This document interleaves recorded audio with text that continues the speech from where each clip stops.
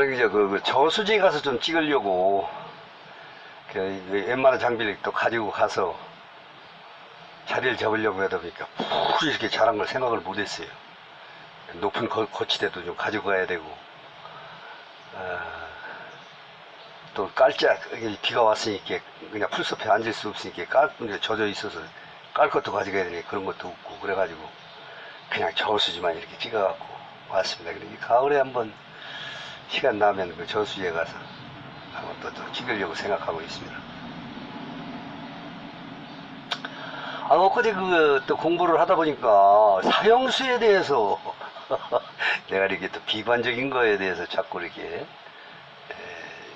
말씀을 드려서 죄송한데, 사형수에 대해서 이렇게 글을 쓴 사람이 있더라고요.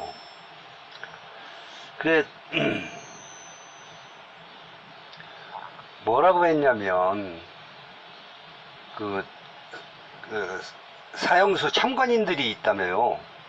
참관 중에 한 분이신데, 아마 교인이신 것 같아요. 어느 교회 교인이신지 모르지만, 그래가지고, 그 사형수가 자기 친구라는 거요. 안면이 있는 친구, 뭐, 어렸을 때 친구인지. 그래가지고, 좀 비켜달라고 해가지고선 어떻게 됐다 이렇게 됐냐 그랬더니 그동안에 있었던 얘기를 하면서, 지금 네가 제일 필요한 게 뭐냐 그랬더니, 고향에 계신 어머님 얼굴 한번 보고 절 한번 오고 하고 싶다고 그러더라는 거예요. 그래서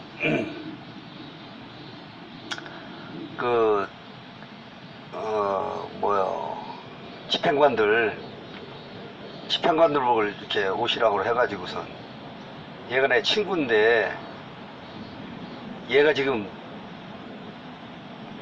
고향에 부모님한테 인사를 한번 드리고 싶다고 한다. 얘를 지금 보내줘라. 그리고 몇 시까지, 언제까지 온다고 시간을 정해놓고, 그때까지 만약에 안 오면 내가 대신 죽겠다. 실제 이제 오리지널한 얘기래요. 그래가지고 이제 고맙다고 하고 이게 떠난 거예요. 떠나는데 시간이 다 돼도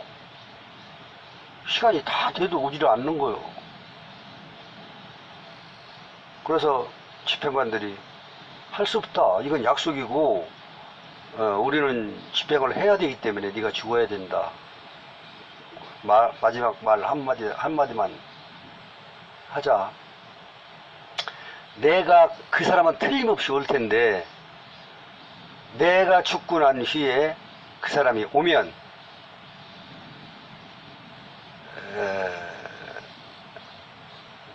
이 말을 꼭 전해주라 그러면서 말을 하는데, 내가 죽으면서도 너한테 한 점의 원망도 없이 죽었다 라고 이 말만 전해주십시오. 그러고서 이제 아무리 시간이 좀 지났어도 이제 시간을 하려고 했는데, 그 사람들이 또 조금 약간 시간이 연장이 됐겠지요. 막 상의를 하고 이걸 어떻게 했으면 좋겠냐는 등 조금 지체되고 있는데 그때 왔다는 거예요.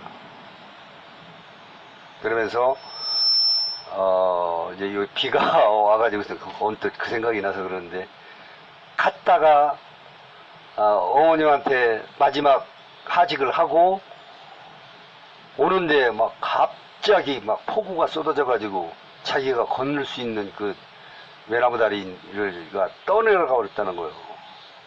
물은 물어나지, 뭐 행을 잘 지내지 모르지만 하여튼 뛰어들어 가지고선 막 하여튼 죽을 힘을 다해서 이제 건너 가지고 막 옷 찢어지고 뭐 상처도 나고 막 사람이 몰골이 아니겠지요. 그래가지고서 이제 뭐 버스를 타고 왔는지 뭐를 타고 왔는지 하여튼 조금 늦은 시간에 왔다는 거예요. 하여튼 저는 뭐 그걸 뭐 의리니 뭐 정의니 뭐 우리 사형이 어떻고 이런 것을 얘기하려고 그러는 것이 아니고, 그 사람이 이 사형을 당하기 전에 만약에 이제 사형 선고를 받고 하루하루 살아가면서 그 철장 안에서 무슨 생각을 했으면 살아갈까? 아침에 눈을 뜨고 오늘 집행날일까? 이 집행일자를 안 가르쳐 준다며요. 몰라. 안 가봐서 모르는데 뭐 확정이 되면 언제 한다고는 알려주겠지만 안 알려준다고 그러더라고, 처음에는. 그러면서 아침에 눈을 뜨면 내가 아직 살아있구나 오늘. 그러면서 거기서 희열을 느낀다는 거예요. 살아있다는 그 자체만으로도. 야, 그렇게 하루하루를 살아가는데 내일이 이제 집행날이라고 한다고 하면 오늘의 삶은 어떨까요? 오늘 가서 정원에다가 사과나무를 하나 심을까요? 아니면 순간 째깍째깍하고 시간이 간다고 한다고 그러면 거기서도 희열을 느낄 수 있을까요? 물론 이제 그런 것도 중요하지만 그 사형수가 그렇게 어렵게 세상을 살았다고 하면 그거는 짧은 타이트한 시간 속에서 사는 거지만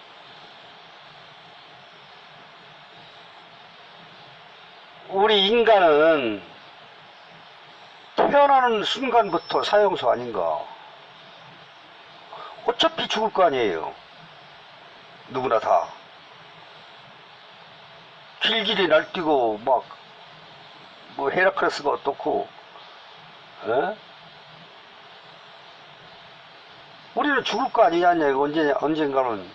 그 사람은, 그 사형수는 죄를 지었지만은 그 타이트한 시간 속에서 몇 개월, 몇 년 살다가 죽는다고 하지만 우리 인간들을 시간을 이렇게 태어나는 순간부터 죽을 때까지 다 똑같지는 않지만 죽을 때까지 그걸 그렇게 하루하루 살아가는 건지 죽어가는 건지는 모르겠지만 언젠가는 죽을 거라고 생각하면서 우리는 살아가고 있지 않나. 그런데 이것이 지금 나이가 60 넘어 70이 넘으려고 하다 보니까 우리 좀 뭘 많이 있으면 죽겠구나라는 그런 강박관념 속에서 내가 살고 있지 않나. 자꾸 그런 생각이 들어가요. 사실은 죽음에 대한 그 준비라든가 어떤 생각, 왜 사는가, 뭐 어떻게 살았나, 지금도 해결 못하는 일이 있어가지고서 고민을 하고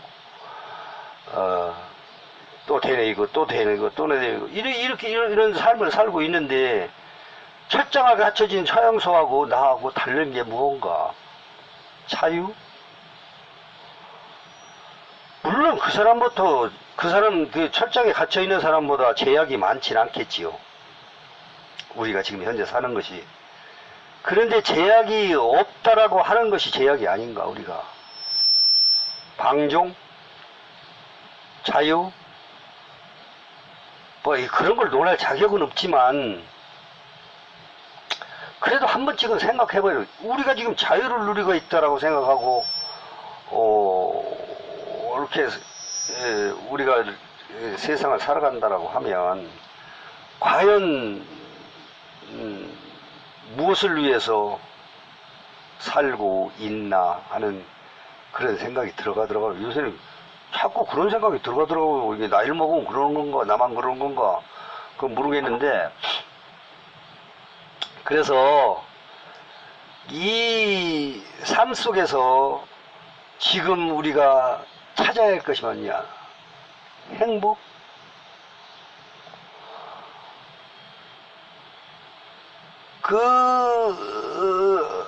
사형수가 철장 안에서 아침에 눈을 떠서 난 살아있을까라고 해가지고 그 사람이 희열을 느낀다라고 하면 지금 난 밖에서 희열을 못 느끼고 있다라고 하면 누가 더 행복한 거예요?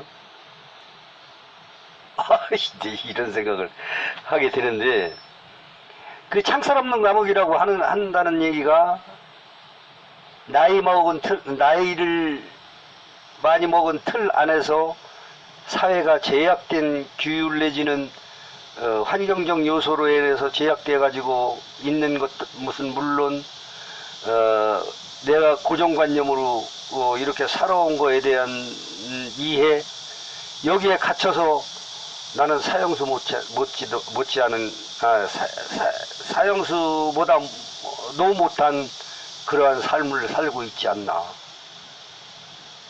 그래서 오늘은 사형수 얘기를 자꾸 해서 죄송합니다. 거기에 어떤 이론이나 연구 결과도 없으면서 이런 걸 자꾸 이렇게 하는데, 한번 생각해봤다 그 얘기예요.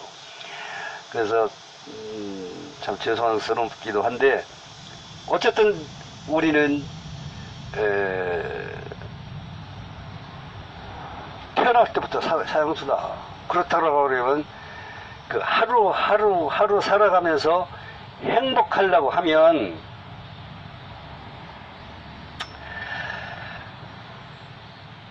이게 재미있어야 된다고 그러더라고요. 재미있어야.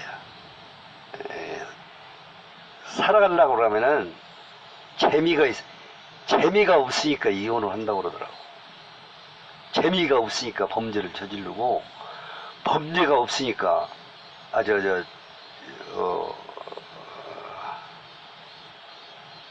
재미가 없으니까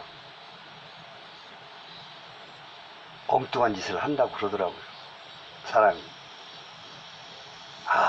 그래서 물론 우리 사형수 얘기를 시작해가지고 그 인생의 행복까지 얘기를 하려고 하다 보니까 두서없이 말씀을 드렸는데, 앞으로 남은 인생 재밌게 살아야겠구나. 가끔 그 행복론자들이 그렇게 얘기를 하더라고요. 지금 행복하지 않으면 내일 못 행복하다. 아니, 내일 행복한다고 그러더라도 지금 행복한 사람이 내일 더 행복하게 산다. 그 행복론자들 얘기를 그렇게 얘기를 하더라고요. 그래서 이게 그렇구나. 그래서 어떻게 하면 재미가 있을까? 그래서 이제 책을 이렇게 쭉 읽다 보니까, 사람을 새겨야 되는데 믿음이 있어야 된다. 믿음이 없으면 그거는 친구가 아니다. 그런 얘기를 기초에 깔고 있더라고요. 서로가 믿음이 있어야 된다. 그래서 뭐 어떤 책에 보면은 한 20명 정도의 내랑 잘 가까운 사람하고 해가지고 추적해가지고 그 사람 장단점 다 적어가지고선 그 결과적으로 보고. 근데 그렇게 주도적으로 저는 그런 성격이 못 돼요. 그렇게 해가지고 사람을 이렇게 추려서 이렇게 내가 이렇게 믿음을 주려고 하는 것도 사실은 그것도 가식이라고 저는 그렇게 생각해요. 어쨌든 행복하려면 서로의 믿음이 있어야겠구나. 행복해지려면 믿음 있는 친구들과 재미가 있어야 된다는 것을 생각해 봤습니다.